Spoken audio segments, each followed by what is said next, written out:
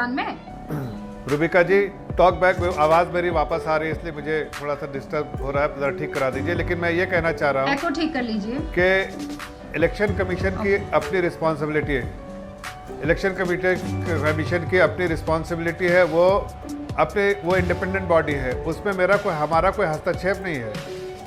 वो चाहे तो 1 दिन में कराए, चाहे 4 दिन में कराए, वो अपनी कैपेसिटी, अपनी कैपेबिलिटी और अपने जो कन्वीनियंस के हिसाब से कराते हैं, ताकि सही से फ्री एंड फेयर इलेक्शन हो।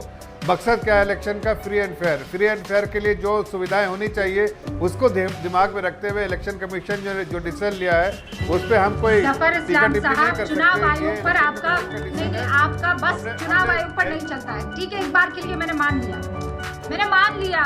मैं कह रही हूँ कुंभ कब आप बंद करवाएंगे? 28 तारीख तक न जाने क्या आलम हो जाएगा। देखिए, सरकारों की बात नहीं है, ये एक आस्था से जुड़ी हुई चीज़ है।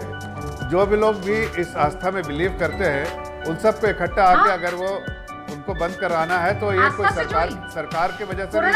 सरकार तो ठीक है, सरकार सब मुहैया कर रही है। नहीं, बिल्कुल नहीं सर, नहीं, मैं यहाँ अग्री नहीं करूंगी आपसे।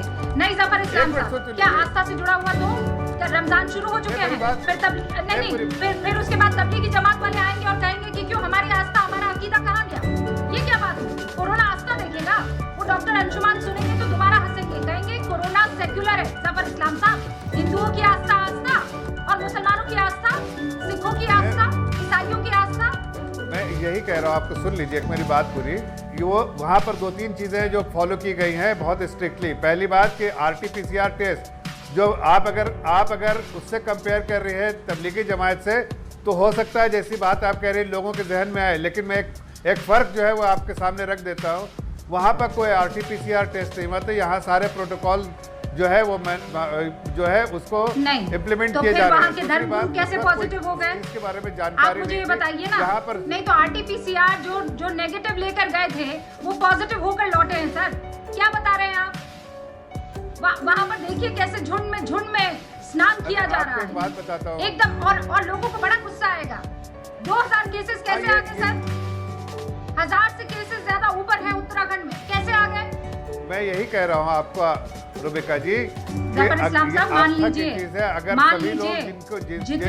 जितने सख्त फैसले लेने चाहिए थे, आस्था की चीज कतई मत बोलिएगा जफर इस्लाम साहब, मैं बिल्कुल नहीं मानूंगी। क्या नहीं? आस्था है तो क्या? लेकिन प्रोटोकॉल के साथ गंगा में डुबकी लगाने से उनको कोरोना नहीं होगा। हाँ, तो फिर 1000 केसेस कैसे आगे मुझे बताइए। नहीं, प्रोटोकॉल फॉलो कर रहे हैं ना, कि प्रोटोकॉल फॉलो किया उन्होंने। अगर प्रोटोकॉल फॉलो नहीं करते तो उसकी बात ये, जब RT-PCR टेस्ट के बाद आप पॉजिटिव है, कहाँ है 2 गज की दूरी मुझे बताइए, कहाँ है 2 गज की दूरी बताइए ना मुझे जफर इस्लाम साहब। एक मुंडी से दूसरी मुंडी चिपकी हुई है, कहाँ प्रोटोकॉल फॉलो किया जा रहा है? RT-PCR आप लेकर चले जाइए, उसके बाद पहुंच रहे हैं घर पर तो पॉजिटिव होकर पहुंच रहे हैं। आप यहाँ पर एक्सक्यूज मत दीजिए जफर इस्लाम साहब, आप इस बात को समझ लीजिए कि जो सख्ती से फैसला लिया जाना चाहिए, रातों रात लॉकडाउन लग सकता है, रातों रात नोटबंदी हो सकती है। आप हमें ताली बजाने के लिए कहते हैं पूरा देश ताली बजाता है, आप थाली बजाने के लिए बोलते हैं पूरा देश थाली बजाता है, आप कहते हैं दिया जलाएंगे पूरा देश दिया जलाता है। अब पूरे देश को आपकी जरूरत है जफर इस्लाम साहब, इस सरकार की जरूरत है। वहाँ शमशान घाट पे चिताएं चल रही है, वहाँ आप देखिए कबर खोद कर एक साथ लाशों को डाला जा रहा है, और आप कह रहे हैं आस्था का इशू है।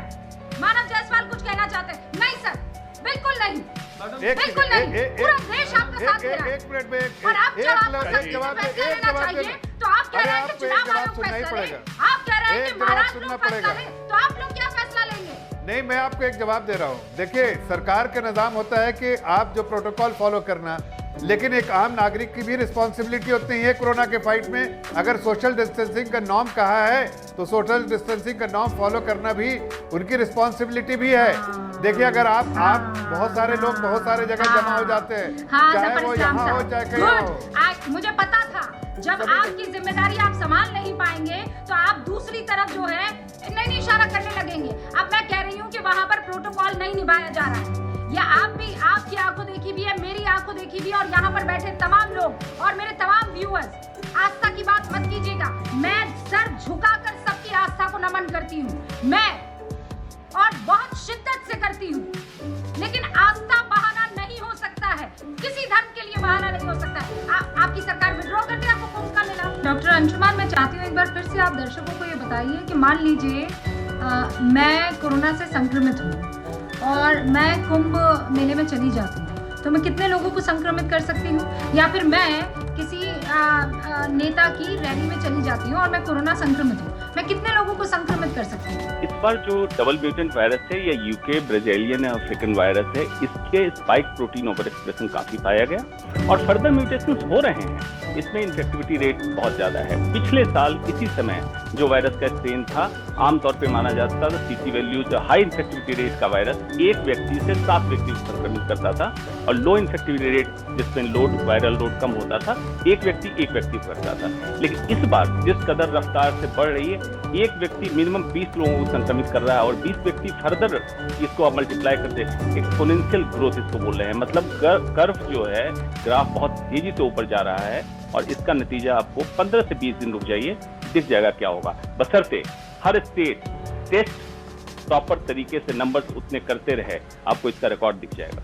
जफर इस्लाम साहब, एक आदमी 20 लोगों को, फिर वो 20 लोग और ज्यादा, मतलब एक आदमी 20, मैं मैथ्स में बहुत शानदार तो नहीं हूँ, आप बहुत अच्छे आंकड़ों के सौदागर हैं। आप बताइए, अगर एक आदमी संक्रमित है और वो 20 को संक्रमित कर रहा है तो वो कितना खतरनाक साबित हो सकता है, और हम फिर भी मानने को तैयार नहीं। आप फिर भी नहीं समझ रही मैं क्या कहना चाह रहा हूँ। मैं बिल्कुल इसके जो डॉक्टर साहब कह रहे हैं, मैं उसी बात को दोहरा रहा हूँ कि जो प्रोटेक्शन जो है, जो प्रोटोकॉल है, वो सबको फॉलो करना चाहिए, चाहे आप जहाँ भी जा रहे हैं। ऐसा किसी पॉलिटिकल पार्टी ने, और ख़ास कर मैं भारतीय जनता पार्टी के बारे में कह रहा हूँ कि क्या हमने कभी कहा है कि भाई आप मास्क मत लगाइए या आप सोशल डिस्टेंसिंग का नॉर्म जो है फॉलो नहीं कीजिए, ऐसा नहीं। लेकिन ये कटघरे में सिर्फ भारतीय जनता पार्टी को नहीं, भारतीय जनता पार्टी को खड़ा करना ये बिल्कुल गलत है। मैं समझता अगर इलेक्शन कमीशन का रिजल्ट नहीं, 1 मिनट सुन लीजिए, इलेक्शन कमीशन का अगर डिसीजन एक होता, लेकिन अगर राहुल गांधी, अरे भाई इतना काहे को इतना परेशान काहे हो रहे हैं? राहुल गांधी को बता दिया होता ना, आपने तो मुझे चुप करा दिया, इनको चुप कराइए। टाइमर ऑन कर देती हूँ, 30 सेकंड, ठीक है?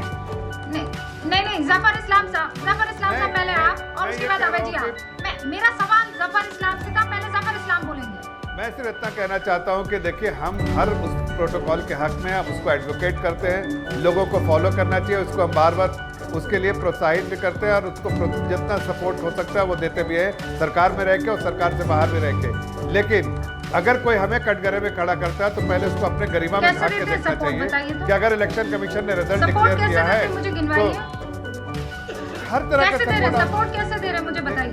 नहीं, जानना चाहता हूं, क्या रैली में आमंत्रित करके, रोड शो में आमंत्रित करके, कुंभ मेले में शाही स्नान के लिए आमंत्रित करके, ऐसे सपोर्ट कर रहे हैं? कैसे सपोर्ट कर रहे हैं?